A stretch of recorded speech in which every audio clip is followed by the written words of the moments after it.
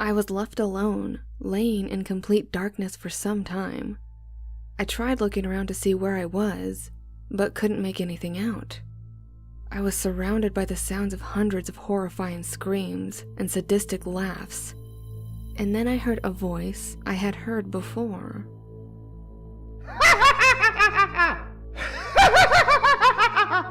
Let me out! Let me out! I'm being flooded in! Simon? Is that you? Why have you got your dog in here? In between the sounds of hysterical laughter, the man continued to shout, just as he had done once before. Let me out! I'm not in... Simon? Simon!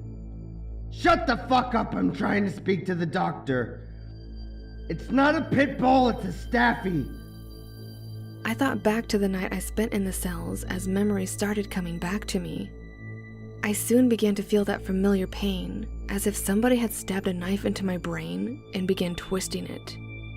Dozens of memories flooded my mind all at once. I had been locked in a room before. Is this that same room?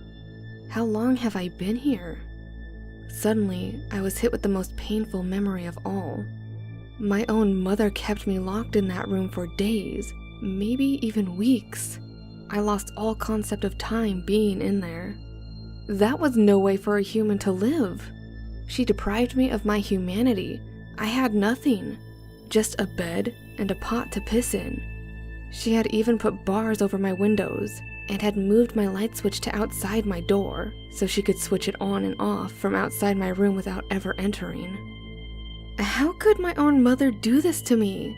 After everything I've done to try and have a life with my mother, and all I had been through, I ended up here, tied to a bed with memories of being locked in a fucking room.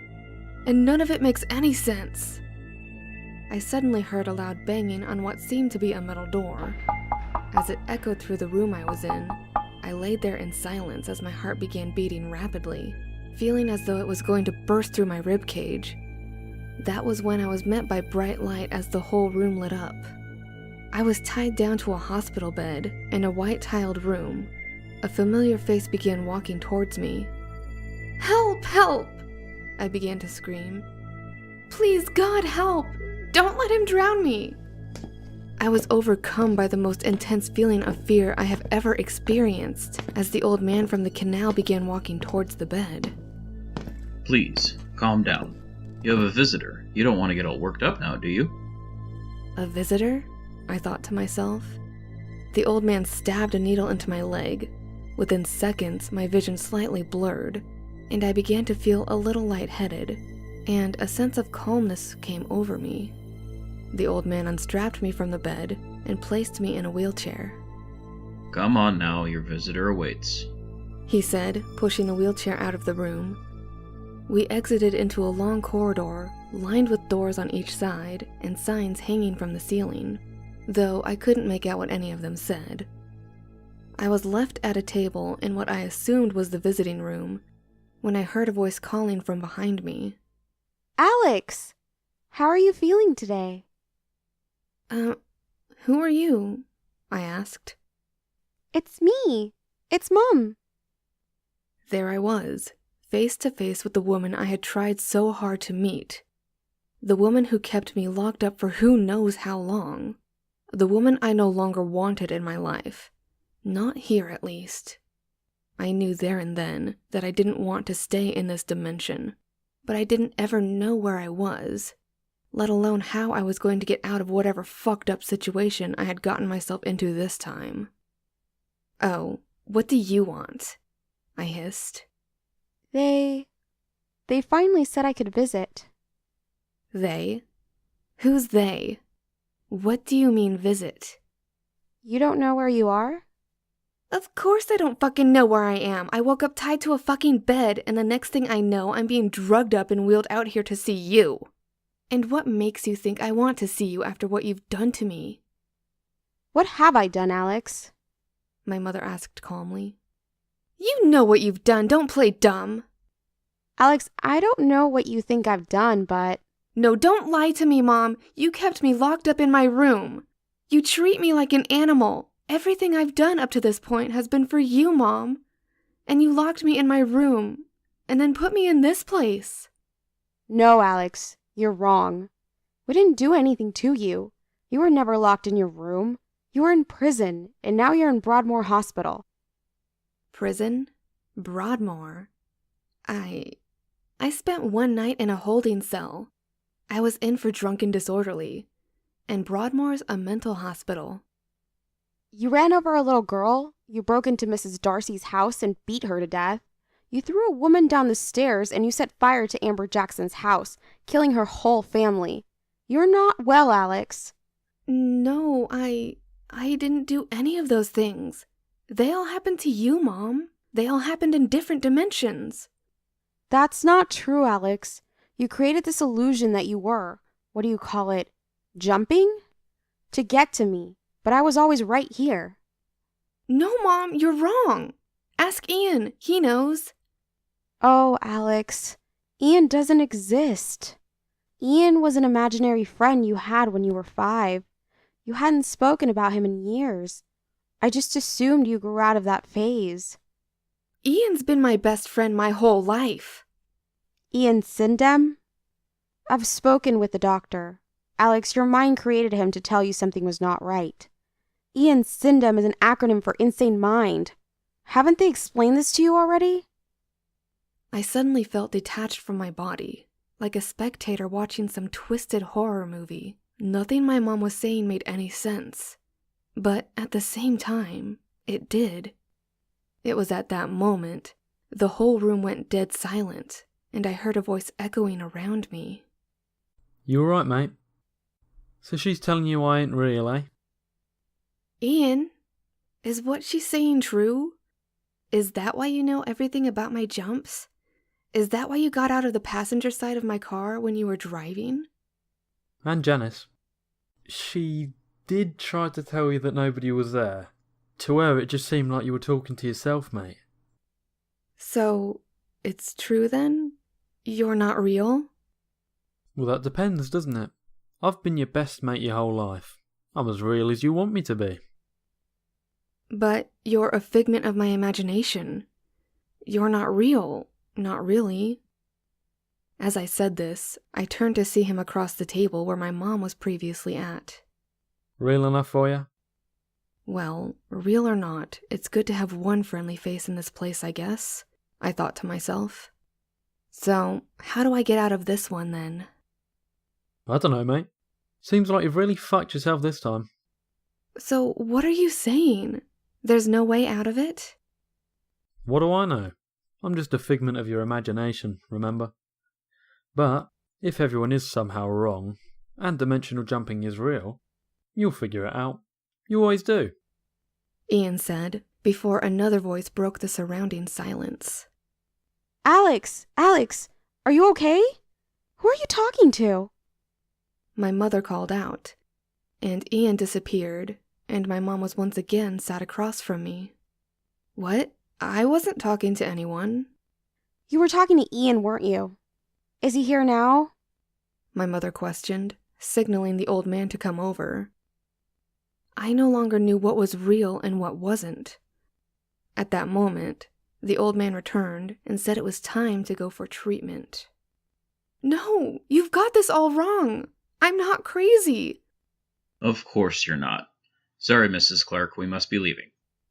The old man started to take me towards the corridor when my mother said something that confused me. I'll come back to see you tomorrow. I love you, Alexis. Alexis? I thought to myself as the old man wheeled me back into the corridor. Alexis? Who the fuck is Alexis? Still feeling a bit funny, Miss Clark? I'll get you some more medicine soon. What do you mean, miss? I'm not a miss. You are Alexis Clark. You're in Broadmoor Hospital. You were admitted last week after committing multiple murders and showing signs of schizophrenia. Don't you remember? No, I don't remember because that never happened. I came here from another dimension, and I'm a guy. Not the woman you think I am. Get me 2 glasses and some water, I'll show you. We've already spoken with Detective Jenkins about how you tried that one with him. This dimensional jumping isn't real, Alexis. It's just another one of your delusions. The old man said as he reached the end of the corridor. We turned into a big dull room with a curtain on a rail in the corner. Get me 5 milligrams of Haldol, nurse, and then we'll begin hydrotherapy. I sat in the wheelchair in a state of confusion, wondering why this was happening. Ian isn't real? And how the fuck did I manage to jump into a female's body? Did I really kill all those people? Am I really schizophrenic? Nothing makes sense. Question after question raced through my mind. It was all just one big enigma. I'm not crazy. It all happened. It was all so real. The old man walked over to me, telling me to hold still. He injected me with what I now know as Haldol, before wheeling me behind the curtain and lifting me into a hoist along with the nurse. No longer than a minute later, and I was being submerged into ice-cold water, with the old man looking over me. I tried to kick and escape the water, but my body was too weak. I could do nothing but lay there motionless as he proceeded to lift me from the water, only to submerge me again. My mind began racing and everything turned black. I started getting visions of the old man pulling me down in the canal as his voice echoed through my mind.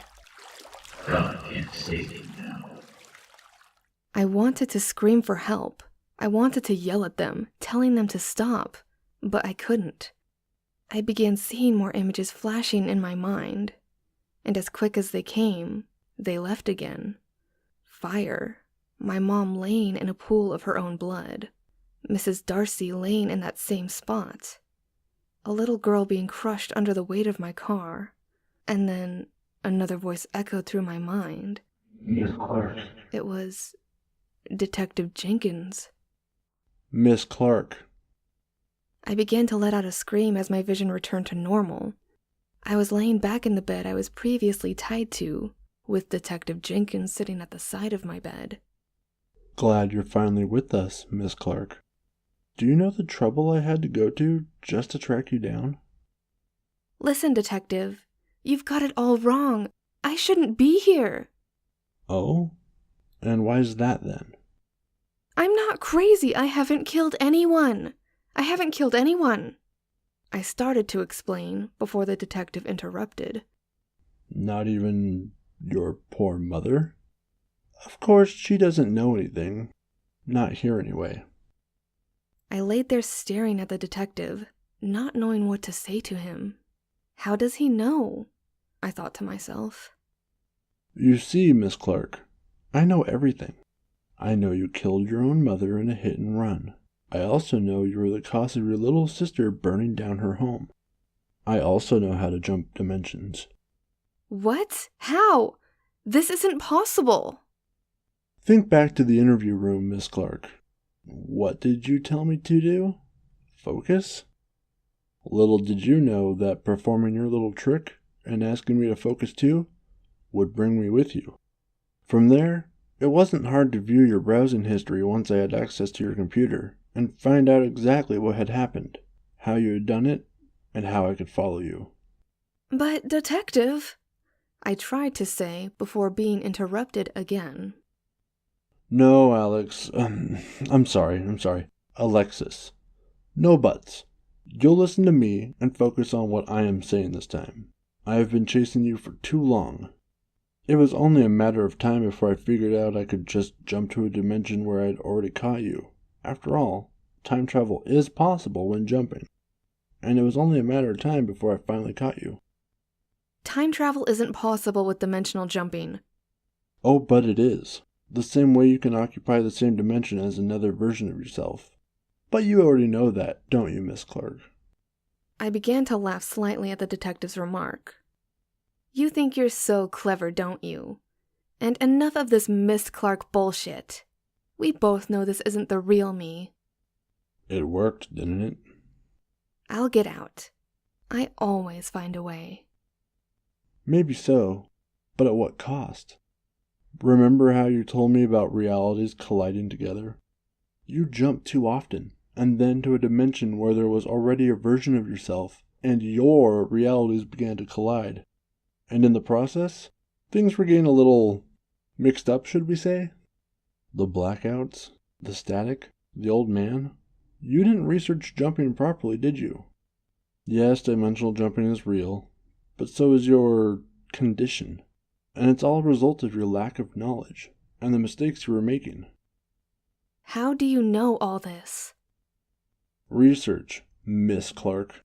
Mister, I exclaimed, trying to talk over the detective, but he just continued.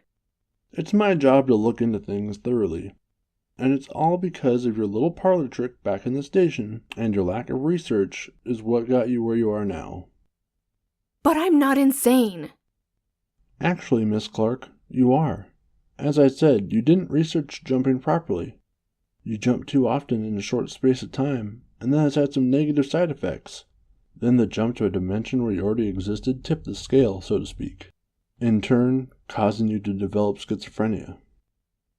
Immediately after saying this, the door opened, and a nurse walked in. Lucille? I thought to myself. The detective must have known what I was thinking, because he turned to me and whispered. Not in this dimension, she isn't. And with that, he got up out of his chair and left. I'll see you again soon, Miss Clark. How are we feeling today, Miss Clark? The nurse asked. Something didn't feel right. First the old man, now Lucille, and the detective knew even more than I did.